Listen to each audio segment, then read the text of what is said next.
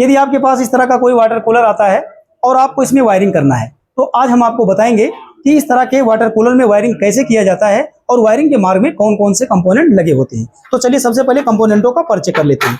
देखेंगे इसका main compressor होता है और इसी मेन कंप्रेसर में देखेंगे रनिंग स्टार्टिंग कॉमन पिनों का यहाँ पर हमें वायरिंग करना होता है। और इसके अलावा देखेंगे एक फैन मोटर लगा होता है और यहाँ पर आप देखेंगे तो आपको एक थर्मोस्टेट मिल जाता है। और इसी कंप्रेसर के साथ आप देखेंगे आपको एक रिले लगाना होता है, एक ओवरलोड और एक स्टार्ट कंडेंसर का कनेक्शन करना होता है। अब चलिए हम आपको वायरिंग के बारे में बताते हैं। जैसे आप देखेंगे इसका ये मेन लीड है।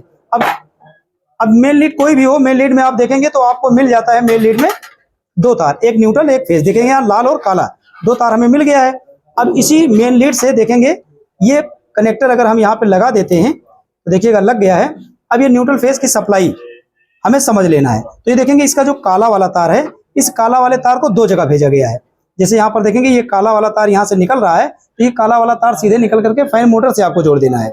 और यहाँ देखेंगे यही काला वाला तार देखेंगे यहाँ से, ये जो काला वाला तार आपको मिल रहा है, ये काला वाला तार यहाँ से निकलेगा तो जो आपका ये ATC है इसमें जोड़ देना है रिले से, तो इसको न्यूट्रल मिल जाएगा।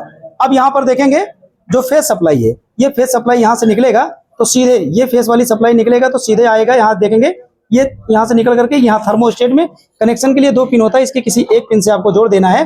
अब थर्मोस्टेट के दूसरे वाले पिन से जब फेज सप्लाई पास होगा तो ये फेज सप्लाई यहाँ से आपको निकाल करके कहाँ देना है। तो ये देखेंगे ये थर्मोस्टेट से जो फेज सप्लाई निकलेगा ये आपका चला जाएगा ओवरलोड में चला जाएगा और यही फेज सप्लाई यहाँ से निकलेगा तो फैन मोटर में चला जाएगा।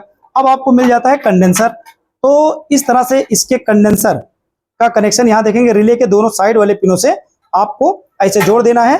तो इस तरह से इस प्रकार के वाटर कूलर में रिले ओवरलोड लगा करके कनेक्शन कैसे कंप्लीट किया जाता है ये आपको अच्छी समझ में आ गया होगा। Thank you.